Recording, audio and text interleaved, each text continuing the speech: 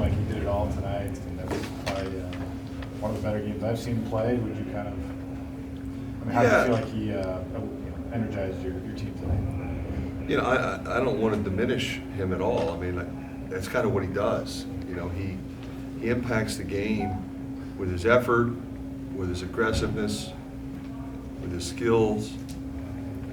He's shooting the ball outside, he's driving the ball, he's always had a pull-up game, can get to the rim. You know, we put the ball in his hands a little bit more, so now he's got a little more space, so he's even more effective. But, you know, in 5 assists, 1 turn, I think that's the thing that's impressing me the most, because if we're going to put him at the point, he's got to give it up, and he does. But he did that from the first day he got here. You know, we said, yeah, he's a scorer, he's a scoring guard, but you can put the ball in his hands. And he'll just get better at that, too. Coach, after in Truman State, consistency on defense was a big talking point amongst you and the players. It seemed like tonight a lot of Bethune-Cookman's points came off of tough shot conversions. How do you feel about the intensity start to finish? I thought, you know, just watching this team, Davis and French are really good players, really good. And we did, you know, we locked into them and did a great job on them. That put all the pressure on the other 2 guards. They took 33 shots.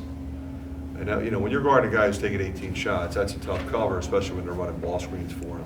I thought we did a good job with our ball screen defense. We got our defense back in transition, didn't give anything easy there. And that's typically a function of shot selection, and we don't turn it over. So if we do that, we should be able to get our defense back. So the other thing, you know, I thought we rebounded fairly well, not rebounded by 11. So, you know, they run good stuff. You know, Reggie's been around. They run a lot of NBA sets. And he's whistling and calling different things, and they're executing their stuff. So you got to guard for a lot of times longer than 8 or 9 seconds. You got to guard for 28 seconds and finish the possession off and get a rebound. And we did a good job of that. I asked Philip if he thought this was his most authoritative game since he'd been here, and he kind of shrugged off the question. But how do you look at it? Well, I look at it this way, like, he's been like that from day one, starting in the summer, every day. He's aggressive offensively, he's aggressive in ball screen defense, he's aggressive in post defense, he's aggressive on the glass, he's running the floor, he's taking the ball and dribbling it, driving it, finishing plays, posting hard. I mean, quite frankly, all the stuff he did, you know, when he was at North Dakota, he was dominant. And for us, he was really good. You know, his role was different, you know, with Keegan here. But now, you know, he's taking charge, and that's what I want him to do. And it was always in there, but now you're seeing it. Coach, I'm interested. This isn't really about the game tonight, but how big of a role can Kinnick Stadium and football games and the atmosphere play in, like, recruiting players to come here, like on official visits and things like that? Yeah, the atmosphere speaks to our fan base. You know, you look at that facility and facility next door, and then they look at our facilities, they look at a program. I'm talking about an athletic program, not just one or the other, that is truly committed to being good, and our fan base wants us and expects us to be good and supports us in that endeavor. So, yeah, it's a big part of it, no question. Coach, Tony's kind of known as your guys' emotional leader. Peyton showed a little bit of emotion today, too. What's it like having 2 guys who were coming off the bench last year step into those leadership roles and kind of put on for the team? Well, I think we expected that from them. They both played a lot last year. Tony obviously started the second half of the year. Peyton played a lot. You know, Jordan's gone. You know, Connor fills that role as well. He's very vocal and physical, and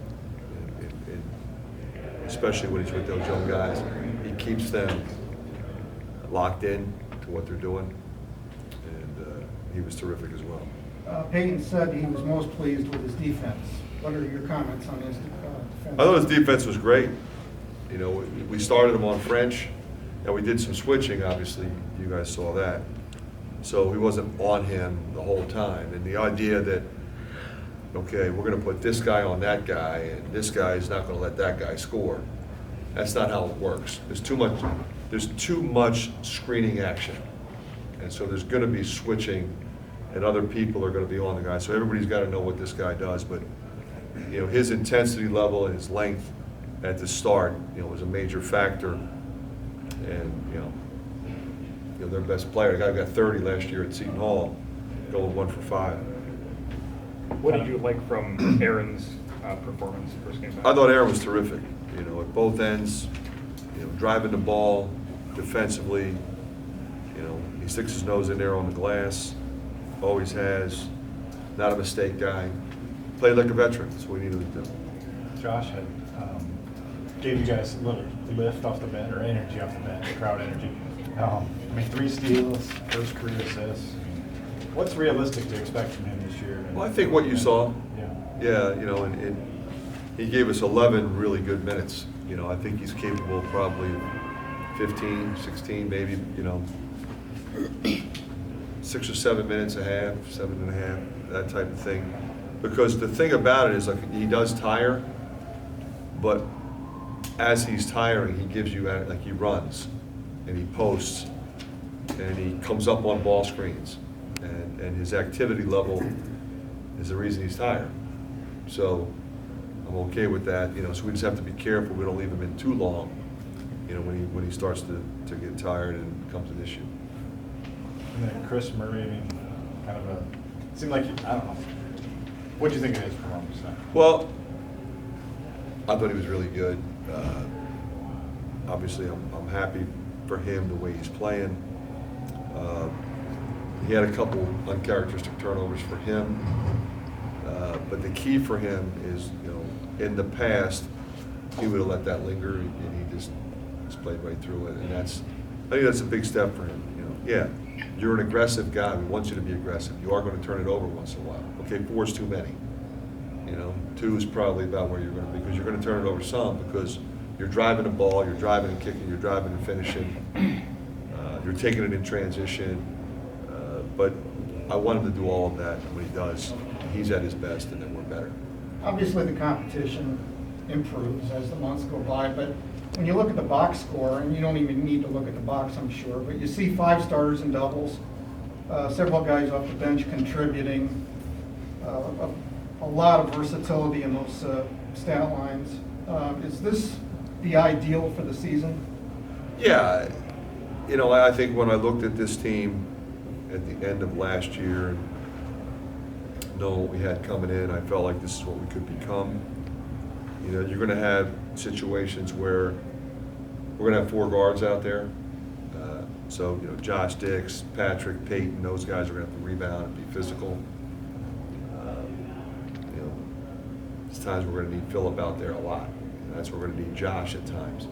But I do think we have enough depth, enough shooting, enough handlers, enough shot makers, but most importantly, you know, 25 assists. You know, it's a group that understands how to win. Coach, tomorrow is election day. Can you just talk quickly